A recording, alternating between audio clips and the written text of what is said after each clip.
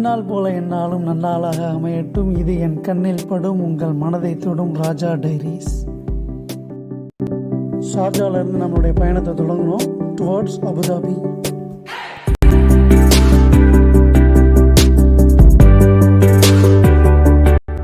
ஷார்ஜாவுடைய grand மஸ்ஜிதை கடந்து போய்கிட்டு இருக்கோம். இது துருக்கியில் உள்ள இஸ்தான்புல் மஸ்ஜித் மாதிரியே சிமிலர், ரெண்டுமே ஒன்றா இருக்கிற மாதிரி இருக்கும்.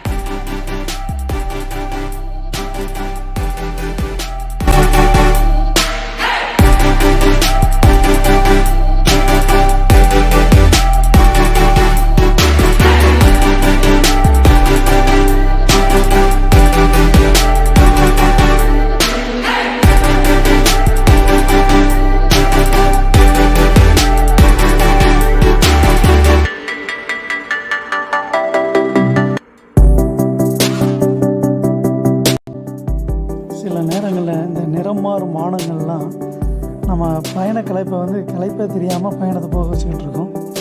அது மாதிரியான ஒரு பயணம் தான் இது.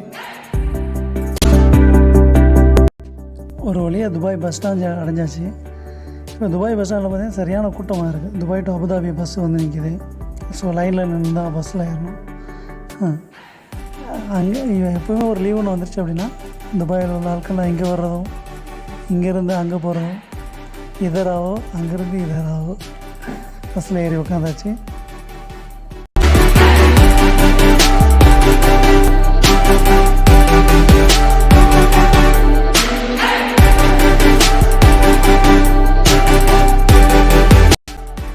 இப்போ இங்கே அபுதாபி பஸ் ஸ்டாண்ட் வந்து இறங்கிட்டோம். அபுதாபி பஸ் ஸ்டாண்டில் பார்த்திங்க அப்படின்னா துபாய்க்கு போகிறதுக்கான லைன் நிற்கிது. ஸோ அங்கேருந்து இங்கே கம்பேர் பண்ணும்போது இங்கே தான் கூட்டம் அதிகமாக இருக்கும்.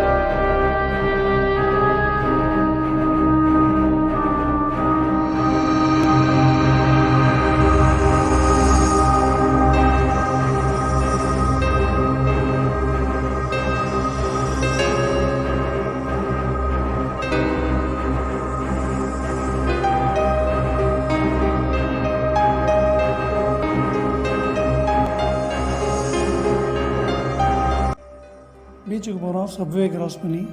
சப்வேயில் எந்த கடைகளுக்குமே அலோடு கிடையாது. ஸோ அதனால் சப்வே க்ளீனாக இருக்குது, எந்த டிஸ்டர்பன்ஸ் இல்லாமல்.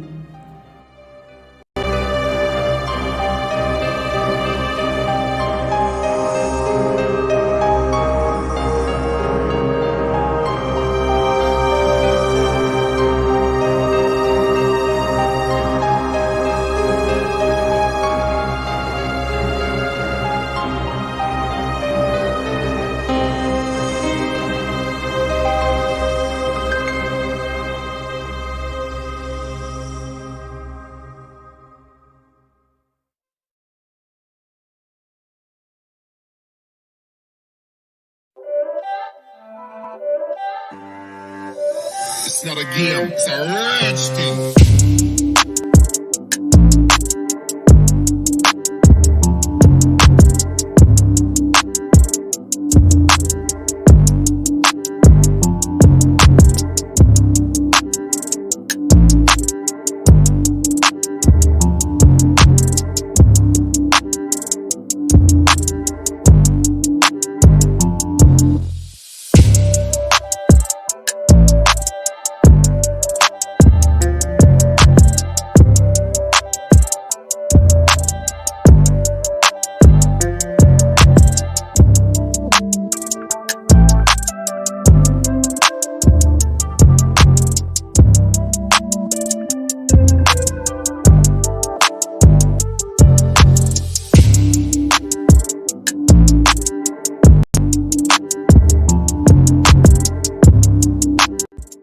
சாயங்காலம் பீச்சில் மக்கள்லாம் ஓடலாம், நடக்கலாம், ஜாக்கிங், வாக்கிங் எல்லாமே உண்டு. அதே மாதிரி நல்லா க்ளீனாகவும் வச்சுருப்பாங்க, மெயின்டெனன்ஸ் பக்காவாக இருக்கும்.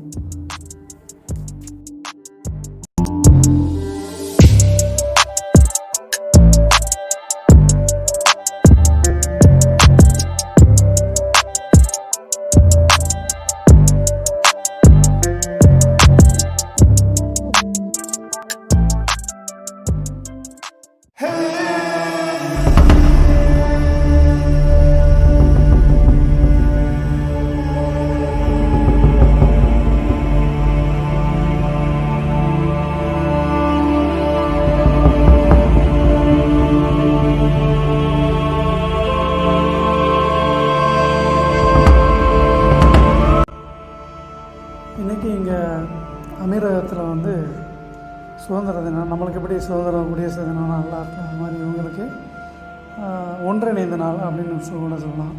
ஒன்றிணைந்த நாள்னால் இங்கே மொத்தம் 7 அமீரகம், சின்ன சின்ன நாடுகள். துபாய், அபுதாபி, ஷார்ஜா, ரசல் கைமா, உமுல் கைன், கோர்ஃபக்கான், அஜ்மான் அப்படின்னு சொல்லிட்டு மொத்தம் 7 சின்ன சின்ன நாடுங்க. எல்லாமே தனித்தனியாக இருந்தால் வளர்ச்சி அடைய முடியாது அப்படின்னு சொல்லிட்டு 7 சின்ன நாடுகளும் ஒருங்கிணைந்த நாள் அப்படின்னு சொல்லலாம். அதான் என்ன சொல்லுவாங்க அப்படின்னா யுனைடெட் அரபு எமிரேட்ஸ், ஐக்கிய அரபு அமீரகம் அப்படின்னு சொல்லுவாங்க.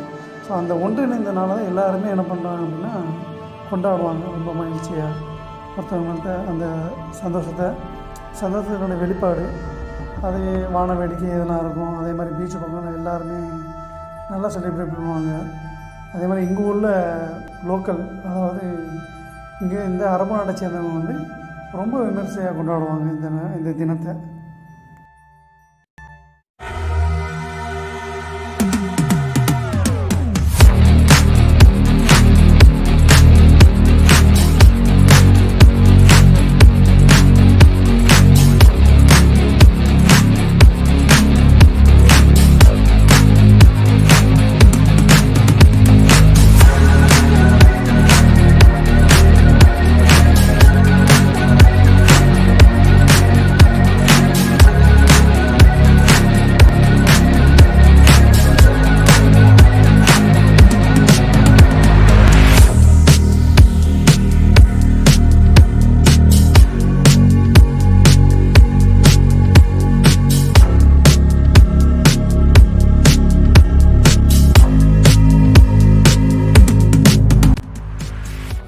அரபு மக்களுடைய வாழ்க்கை முறைகள் வந்து ரொம்ப எளிமையான வாழ்க்கை முறைகள் தான். அதாவது பெட்ரோல் வந்து இங்கே இந்த நாட்டில் கண்டுபிடிக்கிறதுக்கு முன்னாடி அவங்களுடைய வாழ்க்கையில் ரொம்ப எளிமையான வாழ்க்கை, ரொம்ப ஏழ்மையான நிலையில் தான் நிறைய பேர் இருந்திருக்கிறாங்க.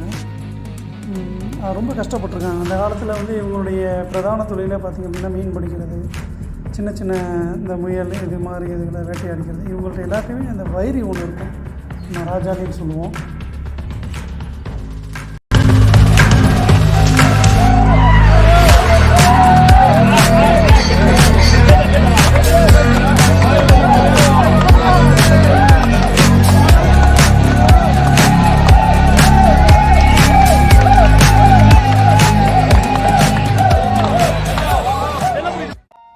இப்போ நம்ம பார்க்க போகிறது இந்த அமீரகம் உருவாகிறதுக்கு முக்கிய காரணமாக இருந்த ஹிஸ் ஹைனஸ் ஷேக் ஜெயத் அப்படின்னு சொல்லுவாங்க மன்னர்.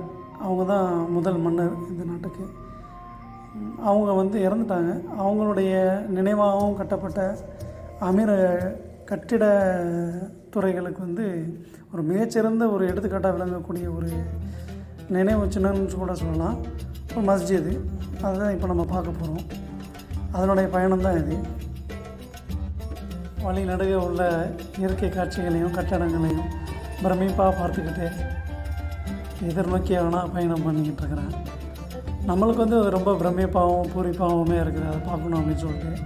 ஆனால் அதை வளமையாக பார்த்தவங்க வந்து நான் கொஞ்சம் ரொம்ப வியந்தேன். அதாவது சில பேர் வந்து ஜன்னலோட சீட்டு கிடச்சோடனே அப்படியே தூக்கிக்கிட்டு வந்துக்கிட்டு இருந்தாங்க. ஏன்னா அவங்கெல்லாம் பார்த்தா அப்புறமா தெரிய வச்சு அவங்கெல்லாம் 3 வருஷம் 4 வருஷம் அங்கே வேலை பார்க்குறவங்க அப்படின்னு. அவங்க தினமும் அதை பார்க்குறதுனால அவங்களுக்கு அந்த பிரமிப்பு வாடிக்கையான ஒன்றா போயிடுச்சு. நம்மளுக்கு அது மிகப்பெரிய ஒரு பிரமிப்பு. அப்புறம் அவங்களுமே அந்த பிளேஸ் வந்ததையும் ஃபோட்டோ எடுக்க ஆரம்பிச்சிட்டாங்க.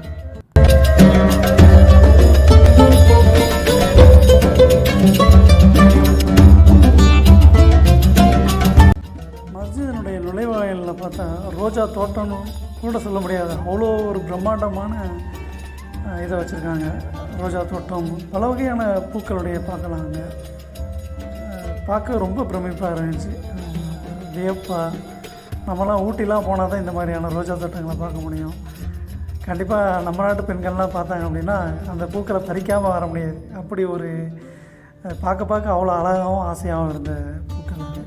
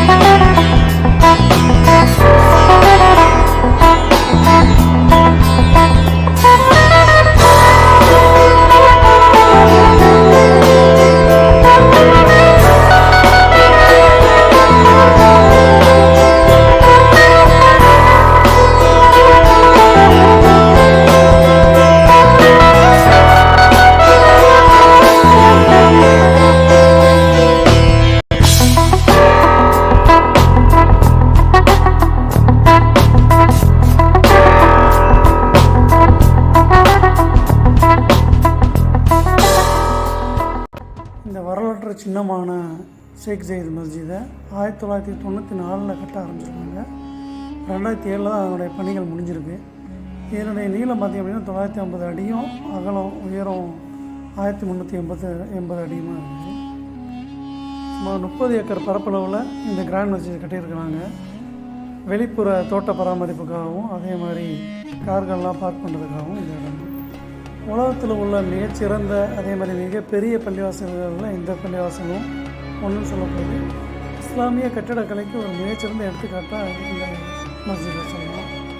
மஸ்ஜிதில் தங்க மூலம் பூசப்பட்ட 82 மனோராக்களும் அதை விட 1000க்கு அதிகமான சின்ன சின்ன மனோராக்களும், உலகத்திலேயே மிகப்பெரிய பள்ளிவாசலில் கார்பெட்டும் இங்கே தான் இருக்குது. அரபு நாட்டு கட்டிடக்கலைகளுக்கு ஒரு மிகச்சிறந்த எடுத்துக்காட்டாக இந்த பள்ளிவாசலை சொன்னாலும் அது மிக ஆகாது.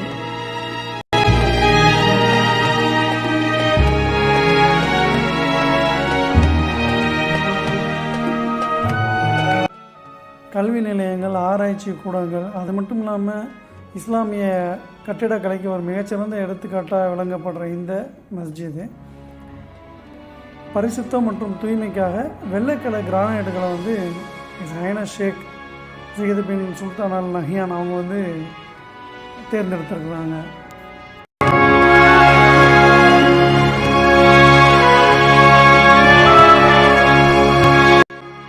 கார் பார்க்கிங் ஏரியாவிலேருந்து நம்ம மஸ்ஜிதுக்கு போகும்போது இந்த சப்வே வழியாக நம்ம போவோம். போகிற வழியில் ஃபுல்லாக நம்ம இந்த அரபு நாட்டுடைய கலாச்சாரம், அவங்க பின்பற்றி இருக்கிறது, அவங்க பயன்படுத்தக்கூடிய பொருட்கள், இன்னும் கைவினை பொருட்கள், அழகு சாதன பொருட்கள், இந்த மாதிரி நிறைய விதமான கடைகள் நம்ம பொருட்களை பார்த்துக்கிட்டே போகலாம். அதில் நல்ல ரொம்ப மனம் கவர்ந்த ஒரு பொருள் அப்படின்னு பார்த்திங்க அப்படின்னா, இங்கே உள்ள எல்லாமே மார்பிள், அதாவது பளிங்குக்கல்னால் செஞ்ச மாதிரி இருக்கும். ஆனால் இது எல்லாமே பேப்பர்னால் செஞ்சது. நம்ப முடியுதா?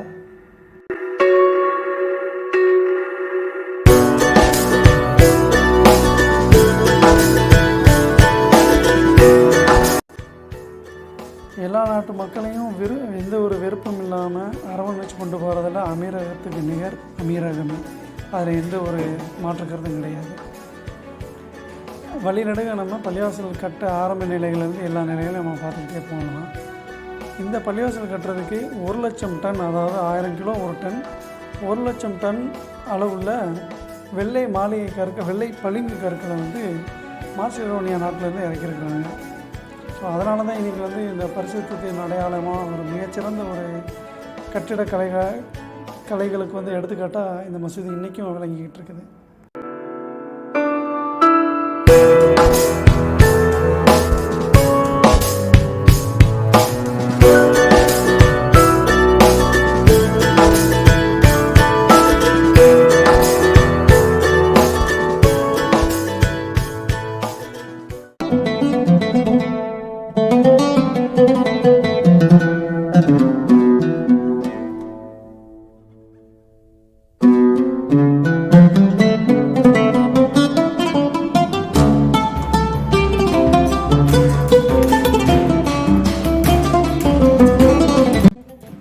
இது வரைக்கும் உலகத்தில் உள்ள பல நாடுகளில் இருந்து 15 லட்சம் மக்கள் இந்த மசூதியை பார்த்துருக்குறாங்க.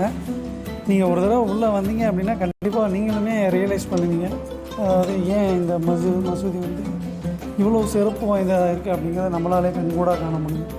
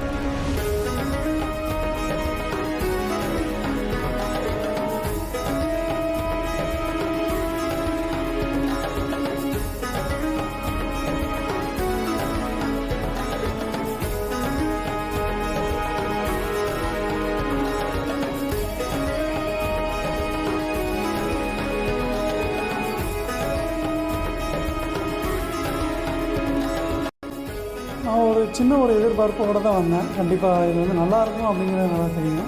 ஆனால் பிரம்மாண்டமாக இருக்கும், எதிர்பார்த்தோட பிரம்மாண்டமாக இருக்கும்னு நிச்சயமாக நினச்சி பார்க்கல. கண்டிப்பாக எல்லாருமே ஒரு தடவை பார்க்க வேண்டிய ஒரு இடம் தான் இது. ஸோ இதோடு இன்றைக்கி அபுதாபி டைரிஸில் முக்கியமான ஒரு சந்திப்பை நம்ம பார்த்து கடந்திருக்கோம். அடுத்து ஒரு டைரிஸில் கண்டிப்பாக நம்ம சந்திப்போம்.